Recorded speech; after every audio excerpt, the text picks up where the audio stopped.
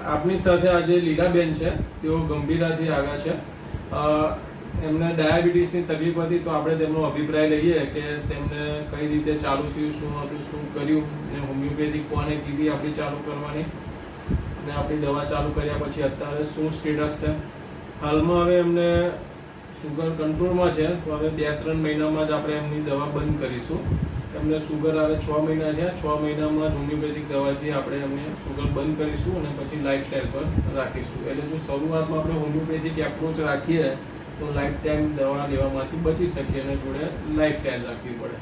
તો હવે તેમનો આપણે અભિપ્રાય લઈએ કે કઈ રીતનું હતું. લીલાબેન, શું તકલીફ થઈ હતી તમને ખબર પડી ડાયાબિટીસ? પહેલા પગે દુખાવો થયો, પછી મને તઈ દવાખાને કંટ્રોલ લઈ ગયા, તઈ બતાવ્યું તો પછી કે અમને રિપોર્ટ કરાવવો પડશે. તો રિપોર્ટ કરાવ્યો તેમાં મને શુગર બતાવ્યું. કેટલું હતું? 203 હતું. 203 હતું.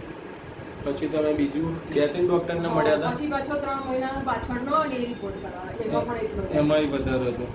ને પછી તમે બીજા ડોક્ટરોને બતાવ્યું તો બધા શું કહેતા હતા? 2-3 ડોક્ટર એ શુગર જ બતાવ્યું. એટલે પછી મેં કીધું હવે મારે આ મેડિકલ નહીં ચાલુ કરવી, હોમિયોપેથિક. એટલે હોમિયોપેથિકનું તમને કોઈ સજેસ્ટ કરેલું કે તમારી ઈચ્છા એ ના, મારી ઈચ્છાથી જાય, તમારી ઈચ્છા થઈ જાય? તો હોમિયોપેથિક દવા ચાલુ કરે આપણે કેટલો ટાઈમ થયો? આજે 6 મહિના જેવું 6 મહિના જેવું. અત્યારે કોઈ તકલીફ ખરી તમને? કોઈ તકલીફ નથી. જ્યારે દવા લીધી ત્યાંથી મને સારું સારું રહે છે. અને તમારું શુગરના રિપોર્ટોમાં કઈ રીતનું છે? તમે આપતા રહો છો તો કેટલું આવે છે? એ 118 આવે, 156 આવે, જમ્યા પછીનું? જમ્યા પછીનું 148 આવે, 156 આવે. ને ભૂખ્યા પેટનું? ભૂખ્યા પેટનું 118 આવે, 120 આવે. બસ તમને સંતોષ છે આ દવાથી? સંતોષ. હવે આપણે 2-3 મહિના દવા આપીને તમને આ મેડિસિન બંધ કરીશું અને પછી તમારા લાઈફસ્ટાઈલ પર રહેવાનું છે, એનાથી જ આપણે મેનેજ કરીશું. કંઈ બી નાની મોટી તકલીફ હોય તો મને મળી જવાનું.